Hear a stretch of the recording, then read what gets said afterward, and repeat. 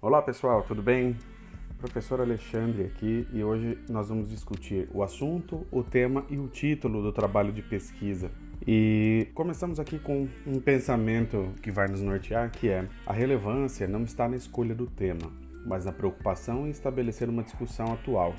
A relevância está no problema. É uma frase para nos levar a pensar a respeito da escolha do tema que vamos pesquisar. A essência desse pensamento é a ideia de que nós temos que realmente buscar um problema atual, um problema que tenha uma importância na nossa prática de trabalho ou na nossa vida de alguma maneira, ou que tenha algum impacto na vida das pessoas, algo que realmente mereça ser estudado cientificamente para que a gente consiga ter algum avanço. Essa vai ser a ideia que vai nos guiar para a escolha do tema dentro do assunto, de pesquisa. A gente segue agora para os detalhes que a gente vai discutir aqui. O primeiro deles é o que é assunto.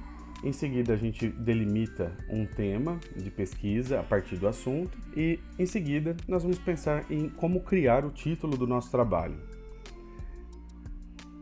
Então, o assunto é aquele elemento mais abrangente, Então, se eu pensar, por exemplo, numa pesquisa na área de educação, eu posso imaginar como assunto o aprendizado por meio de tecnologias digitais. Esse é um assunto, por exemplo. Dentro desse assunto, nós temos diversas outras formas de pensar a educação com tecnologias digitais. E é nesse aspecto que a gente vai delimitar, a gente vai ter que tomar decisões, fazer algumas escolhas para poder chegar a um tema de pesquisa, que é um recorte do assunto, é algo um pouco mais específico. Então, nós temos aí 3 elementos para levar em consideração na hora de definir o tema. O público-alvo, as pessoas envolvidas com esse tema, quem são os sujeitos que fazem parte do mundo em que esse tema se aplica, um recorte temporal, Então a gente vai escolher o momento em que esse tema se manifesta aí na sociedade. E um terceiro elemento seria um recorte espacial, Não precisa necessariamente ser a cidade em que ocorre aquele fenômeno, Mas a gente pode pensar de uma maneira um pouco mais fechada em relação a, por exemplo, o contexto. Então eu posso pensar no campo da educação, na educação básica, ou de maneira mais ainda específica, no ensino fundamental, nos anos iniciais do ensino fundamental, por exemplo. Então são recortes espaciais e temporais que a gente faz para poder, de uma maneira mais organizada, desenvolver a pesquisa. Em seguida, temos aí uma ferramenta que pode nos ajudar a fazer esse recorte de uma maneira mais efetiva, que é a matriz 5W1H. Essas letrinhas aí, o W e H, são referentes às palavras em inglês what, where, when, who, why e how. Então, temos aí.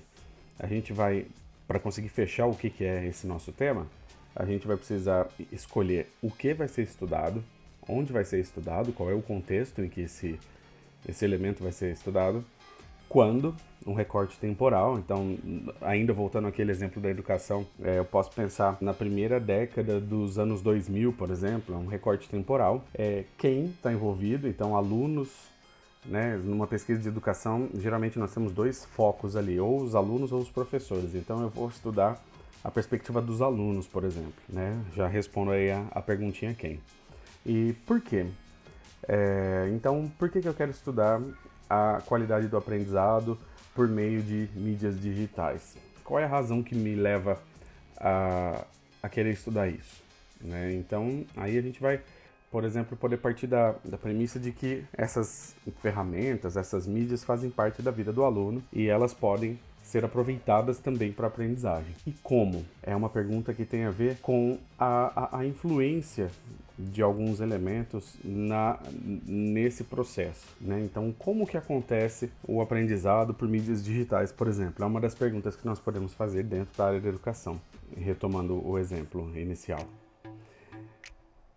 Bem, seguindo aí, depois da gente passar por todo aquele monte de perguntas, a gente vai descer um pouquinho no nosso funil aqui, que estava lá super amplo, lá na ponta com o assunto, e a gente vai conseguindo recortar e chegar em pontos mais específicos. Vamos descendo aí no funil até realmente chegar no nosso tema de pesquisa e no problema que a gente quer abordar, que a gente quer estudar mesmo, que é a parte mais específica. Então, na hora que a gente chega no problema, a gente vai acabar esbarrando em algumas formas de ver o problema, de enxergar o problema e de conduzir a pesquisa. Então, uma característica importante é o tipo de pesquisa que a gente vai fazer.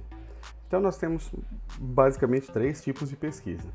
A pesquisa de caracterização, que é aquela em que a gente vai conduzir um estudo para poder descrever um determinado fenômeno. Nesse tipo de pesquisa, geralmente nós fazemos observações, coletamos dados em fontes diretas, né? Passamos questionários, fazemos observações em campo e descrevemos algum fenômeno. São muito importantes essas pesquisas, muitos avanços da ciência vieram por conta desse tipo de trabalho.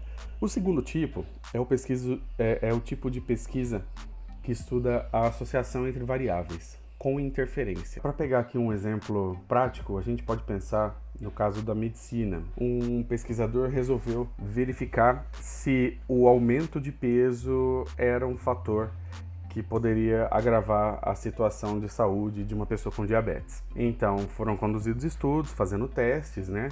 Esses testes geralmente envolvem verificar se, quando a pessoa aumenta o peso, a qualidade de saúde dela piora ou não, né? Então, eles conseguiram estabelecer aí que há uma associação entre as variáveis peso e qualidade de saúde, com interferência. Se o peso aumenta, a saúde fica mais debilitada. O inverso também é verdadeiro. Se o peso da pessoa abaixa, se ela emagrece, a qualidade de vida, a qualidade de saúde dela também melhora.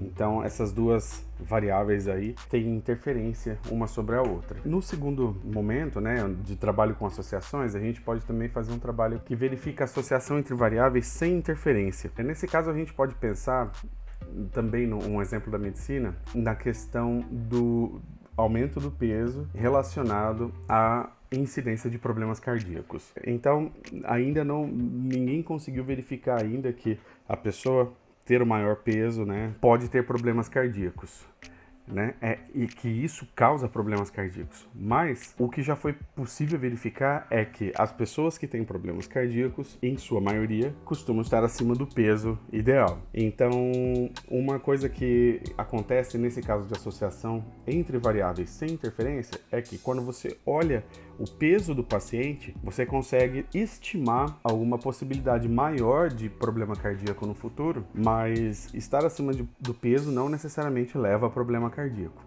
Mas é possível você olhar o peso e fazer uma projeção, falar, olha, as pessoas, na maior parte que tem problema cardíaco, costumam ter o peso acima do ideal. Então é isso, né?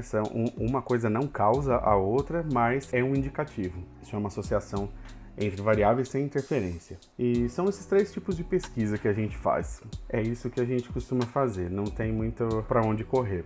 E agora, para fechar esse bate-papo aqui, a gente vai abordar o título. E o título nós enxergamos como o portão de entrada para o seu leitor. Toda vez que fazemos um trabalho científico, ele tem por natureza a missão de ser publicado, de ficar disponível para outros pesquisadores, outros estudiosos. E quando fazemos buscas nas bases de dados científicos, o título é o primeiro elemento que nos aparece como resposta àquela busca que fizemos. Então, eu separo aqui 3 características fundamentais para um bom título. Ele tem que ser simples e direto. Tem que ir direto ao ponto do que foi feito na pesquisa. Ele deve indicar variáveis estudadas, né? Então, se foi peso e problema cardíaco, isso é interessante que já apareça lá no título.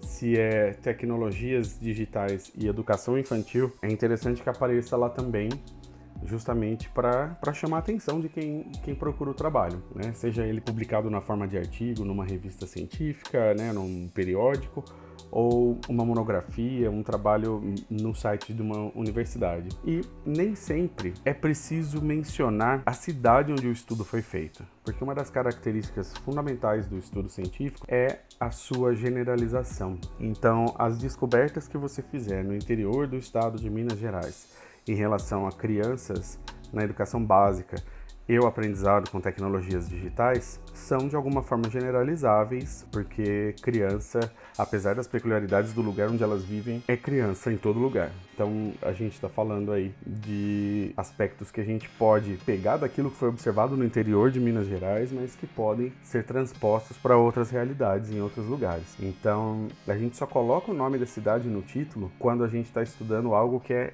extremamente específico de um determinado lugar. Geralmente tem a ver com elementos geográficos como rios, bacias hidrográficas, e aí realmente, né, se eu estou estudando comportamento de peixes no Rio Amazonas, os peixes do Rio Amazonas realmente são únicos, pode ser que em outros lugares os peixes não se comportem daquele jeito. Fora isso, não tem por que colocar o nome, é uma preocupação muito grande, é algo que aparece muito nos trabalhos que a gente encontra dos alunos de TCC, que estão terminando seus cursos de graduação e pós-graduação. E por hoje é só. A gente se encontra no próximo vídeo para tratar dos próximos assuntos. Um grande abraço.